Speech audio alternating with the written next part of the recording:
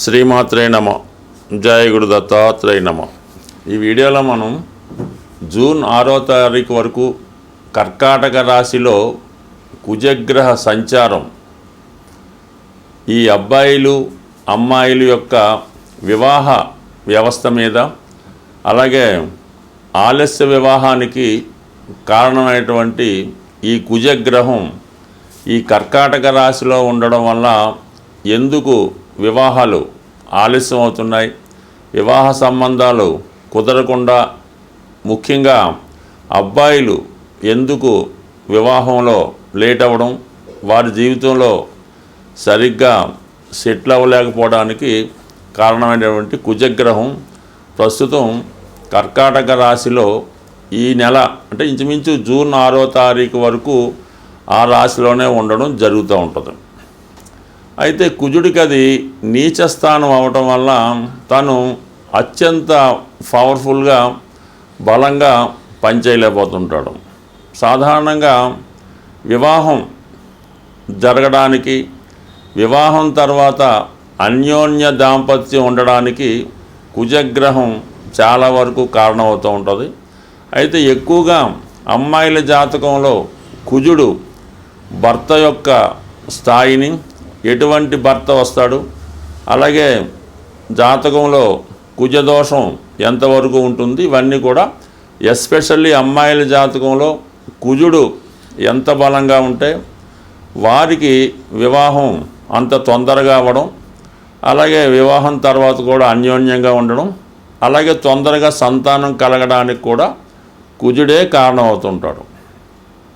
అయితే అబ్బాయిల జాతకంలో కుజుడు ఎంత బలంగా ఉంటే ఆ అబ్బాయి అంత తొందరగా జీవితంలో తొందరగా చదువు పూర్తి చేసి ఎంబటనే ఉద్యోగంలో చేరి వివాహం కూడా తొందరగా జరగడానికి, అంటే తొందరగా సెటిల్ అవ్వడానికి మగవారి జాతకంలో కుజుడు అత్యంత బలంగా ఉంటే ఆ బలం యొక్క స్థాయిని బట్టి అబ్బాయి యొక్క భవిష్యత్తు, అతని వివాహం, అతని క్యారెక్టరు ఇవన్నీ కూడా ఆధారపడి ఉంటాయి.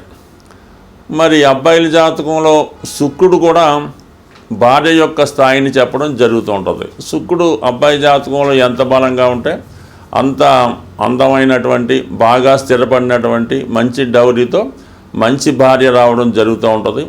అలాగే శుక్రుడు పాపగ్రహాలతో కలిసి ఉన్న, పాప రాశుల్లో ఉన్నా కూడా వివాహం ఆలస్యం అవడం, తొందరగా జరగకపోవడానికి కూడా కారణం అవుతుంటుంది. అంటే ముఖ్యంగా ఈ శుక్రుడు రవితో కంబస్ట్ అయి ఉన్న, రవికి బాగా దగ్గరగా ఒకే డిగ్రీలో ఉన్నా కూడా వివాహం జరగడం అన్నది చాలా కష్టం అవుతుంటుంది. వివాహం తర్వాత కూడా వివాహ బంధం అన్నది చాలా ఇబ్బంది పెట్టడం కూడా జరుగుతూ ఉంటుంది. అంటే సుమారుగా చెప్పాలంటే ఎక్కువ వివాహ వ్యవస్థ మీద మనం ఎక్కువగా కుజుడినే తీసుకోవడం జరుగుతూ ఉంటుంది. కుజుడు ఉన్న స్థానాలను బట్టి కుజదోషం నిర్ణయించడం జరుగుతుంది. కానీ శుక్రుడు కూడా ఈ వివాహ విషయంలో చాలా ప్రాధాన్యత చూపడం జరుగుతూ ఉంటుంది. అందుకని శుక్రుడికి అలాగే మన కుజుడికి సరైనటువంటి అవగాహన, సరైనటువంటి స్థానాల్లో ఉన్నప్పుడు కూడా ఆ వివాహ వ్యవస్థ చాలా అనుకూలంగా ఉండే అవకాశం ఉంది. ఉదాహరణకి ఎవరి జన్మ జాతకంలో అయినా ఈ శుక్ర కుజగ్రహాలు కలిసినప్పుడు వాళ్ళ జీవితంలో వివాహం తర్వాత ఎంత కొట్లాడుకున్నా తిరిగి మళ్ళా కలుసుకోవడానికి కూడా కారణం అవుతూ ఉంటుంది. అందువల్ల ఏంటంటే ముఖ్యంగా జాతక పరిశీలనలో అమ్మాయిల యొక్క జాతకం చూసినప్పుడు ఆ కుజుడు యొక్క స్థితిని బట్టి, కుజుడు ఉన్నటువంటి స్థానాలు, కుజుడు ఏ గ్రహాలతో కలిసి ఉన్నాడు, పాపగ్రహాల వీక్షణ ఉందా, వీటన్నిటి బట్టి ఎప్పుడు వివాహం అవుతుంది, వివాహం తర్వాత ఏ విధంగా ఉంటుంది, ఏ వైపు నుంచి భర్త వచ్చే అవకాశం ఉన్నది 100% ఈ కుజుడు బట్టి అమ్మాయిల జాతకంలో చెప్పడం జరుగుతూ ఉంటుంది.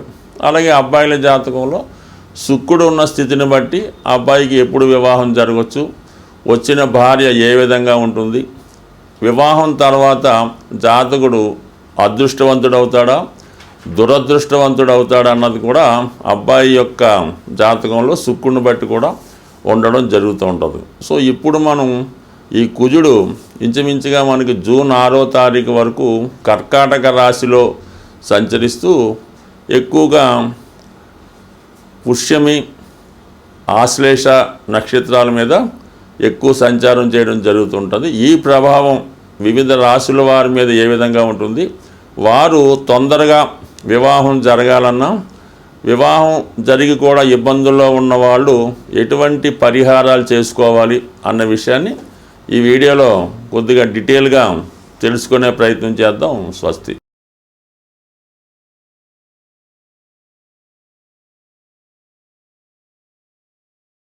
శ్రీమాత్రే నమ.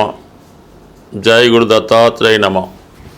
మీనరాశి వారికి పంచమ స్థానంలో సంచరిస్తున్నటువంటి కుజుడు ఇంచుమించుగా జూన్ 6వ తారీఖు వరకు 5వ స్థానంలో ఉండడం జరుగుతుంది.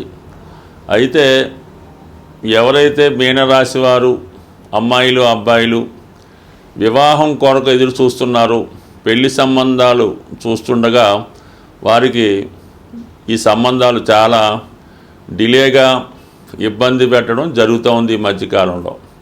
అయితే కుజుడు మంగళకారకుడు కాబట్టి అబ్బాయిలకి వివాహ విషయంలో శుక్రుడు, అమ్మాయిలకి వివాహ విషయంలో కుజుడు అని మనం వీడియో ప్రారంభంలో చెప్పాం. ఇప్పుడు మరి ఈ మీనరాశి వారికి రాశి అందే శుక్రగ్రహ సంచారం కొంతవరకు వివాహ సంబంధాలు వస్తుంటాయి. అలాగే ఒకరికొకరు పరిచయం అవుతుంటారు. వివాహం చేసుకుందామనే నిర్ణయానికి కూడా రావడం జరుగుతూ ఉంటుంది. అయితే మిగతా పాపగ్రహాలైనటువంటి రాహువు, శని రాశి అందే సంచరించడం వల్ల వివాహ విషయంలో తొందరగా ఒక నిర్ణయానికి రాలేకపోతుంటారు ఈ రాశిలో ఉన్నటువంటి అమ్మాయి కానీ అబ్బాయి కానీ. అంటే ఏదో ఒక బాధ్యత, ఏదో ఒక బంధం వారికి అడ్డు తగులుతూ మనసులో ఉన్నటువంటి మాట వాళ్ళ పేరెంట్స్కి, పెద్దవాళ్ళకి చెప్పలేక, అటు ప్రేమించిన వారితో వద్దని చెప్పలేక చాలా ఇబ్బంది పడుతుంది ప్రస్తుత స్థితి. అయితే సప్తమంలో ఉన్నటువంటి కేతువు కూడా చాలా వరకు ఈ వివాహానికి ఆటంకం కలిగిస్తూ ఉంటాడు. అంటే కేతువు వైరాగ్య గ్రహం, ఒక యోగి బ్రహ్మచారి లాంటి గ్రహం అవటం వల్ల వివాహం అయినా కూడా ఈ సమయంలో భార్యాభర్తలు దాంపత్య జీవితానికి దూరంగా ఉండడం జరుగుతూ ఉంటుంది. అందువలన ఏంటంటే ఇంచుమించుగా మనకి మే 18వ తారీఖు వరకు కూడా ఈ కేతువు 6వ స్థానంలోకి వెళ్ళేంత వరకు కూడా వివాహం అన్నది కన్ఫ్యూజ్గానే ఉంటుంది. ఏ సంబంధం వచ్చినా ఏదో కారణం వల్ల వంక పెట్టి అది వెళ్ళిపోవడం జరుగుతుంటుంది. మనకి నచ్చినా అలాగే జరుగుతుంది, వాళ్ళకి నచ్చినా మనం కూడా సరైనటువంటి అంగీకారం తెలకపోవడం వల్ల ఇబ్బంది కలుగుతూ ఉంటుంది. సో ఇది మెయిన్ ఇబ్బంది. అయితే మరి కుజుడు ప్రస్తుతం ఈ రాశి వారికి 5వ స్థానంలో సంచరిస్తూ ఉన్నాడు. అయితే ఇది 5వ స్థానం ఎప్పుడు కూడా డిసప్పాయింట్మెంట్ చెప్తుంది అన్నమాట. మీరు ఎవరినన్నా ఇష్టపడి ఉంటే అది ఏదో కారణం వల్ల అది జరగదు, ఏదో కారణం వల్ల వాయిదా పడుతుంటుంది. అంటే ఏదన్నా వివాహానికి సప్తమం అయితే అది లవ్ మ్యారేజ్కి ఎక్కువ బలం ఉంటుంది. 9వ స్థానం అన్నది పెద్దల అంగీకారంతో సాంప్రదాయ వివాహానికి అనుకూలత ఏర్పడుతూ ఉంటుంది. 11వ స్థానం బాగుంటే వివాహం తర్వాత స్నేహం, ఫ్రెండ్షిప్ వివాహంగా మారడం, పెళ్లి తర్వాత అనుకూలత ఏర్పడదు. ఈ సప్తమ స్థానంలో శుభంగా ఉంటేనే వివాహం అన్నది జరుగుతుంది. అలాగే ఇప్పుడున్నటువంటి గ్రహాలన్నీ కూడా ఈ మీనరాశి వారికి వివాహానికి అంతగా సహకరించడం లేకపోవడం వల్ల వీళ్ళ ప్రయత్నాలన్నీ కూడా చాలా వృధాగా మారడం జరుగుతూ ఉంటుంది. అయితే ఎక్కువ ఒకే ఒక హోప్ ఏంటంటే ఈ రాశి వారికి ప్రస్తుతం ఉన్నటువంటి గురువు 3వ స్థానంలో సంచరిస్తూ 7వ భావాన్ని వీక్షిస్తూ ఉంటాడు. అందువలన చాలా వరకు మరి మే 18 దాకా అక్కడ కేతు ఉంటాడు. ఈ కేతు అన్నది దానికి ఒప్పుకోవడం జరగదు. పోనీ ఈలోగా కేతు మారిన గురువు కూడా మనకి మే 15న మారి మిథున రాశిలోకి ప్రవేశిస్తాడు. మిథున రాశిలో ప్రవేశించినటువంటి గురువు మరి అప్పుడు ఈ మిథున రాశిని, కన్యా రాశిని, ధనుస్సు, మీనరాశిని తన యొక్క దృష్టితో వీక్షించడం జరుగుతూ ఉంటుంది. అంటే ఈ కార్నర్ 4 కూడా యాక్టివేట్ అవుతాయి అన్నమాట. అప్పుడు ఏదన్నా కొంత బలం చేకూరి జాతకుడికి ఈ మే 15 తర్వాత వివాహ సంబంధం నిర్ణయమయ్యే అవకాశం ఉంది. అప్పుడు రాహు కూడా వెనక్కి వచ్చేస్తాడు, రాశి కూడా ఫ్రీ అవుతుంది, సప్తమం ఫ్రీ అవుతుంది. అందువల్ల మీనరాశి వారు వివాహ ప్రయత్నాలు అన్నవి మనకి మే 15 తర్వాత చేసుకుంటే చాలా శుభంగాను, చాలా ఆదర్శవంతంగాను, చాలా సంతోషంగాను, అందరి అంగీకారంతో జరిగే అవకాశం ఉంటుంది. స్వస్తి. వివాహం ఆలస్యం అవుతున్నవారు, వివాహం తర్వాత భార్యాభర్తల మధ్య విభేదాలు ఉన్నవాళ్ళు, తొందరగా వివాహం కావాలన్నా ఏదైనా ప్రతిదానికి ఒక పరిహారం ఉంటుంది కాబట్టి సాధ్యమైనంత వరకు ఈ సుబ్రహ్మణ్య స్వామి ఒకటి కారణం అవుతుంటారు, ఆంజనేయ స్వామి కూడా ఒకటి కారణం అవుతుంటుంది. అంటే మనకి కలియుగంలో హనుమాను తొందరగా అనుగ్రహించే గ్రహం కాబట్టి ముఖ్యంగా ఒక 8 మంగళవారాలు ఆంజనేయ స్వామి వారి ఆలయంలో 108 తమలపాకులు, ఒక 5 బాగా ముగ్గిన అరటిపళ్ళు, కొద్దిగా సింధూరం, ఒక కొబ్బరికాయ ఇవి తీసుకొని స్వామివారికి తమలపాకులతో అర్చన జరిపించి ఒక 8 మంగళవారాలు కంప్లీట్గా అర్చన చేయవలసి ఉంటుంది. మధ్యలో ఏదన్నా ఆటంకం వస్తే దాన్ని కంటిన్యూ చేసుకోవచ్చు. అయితే ముఖ్యంగా స్త్రీలు వేకువజామునే లేచి ఈ స్నానం చేసేటప్పుడు ఆ నీళ్ళలో కొద్దిగా పసుపు కలిపి మంగళ స్నానం చేసిందాకా తలక స్నానం అది చేయవలసి ఉంటుంది. సాంప్రదాయ దుస్తులు ధరించవలసి ఉంటుంది. కంపల్సరిగా గాజులు అంటే మట్టి గాజులు, దాన్ని గాజులు అంటారు.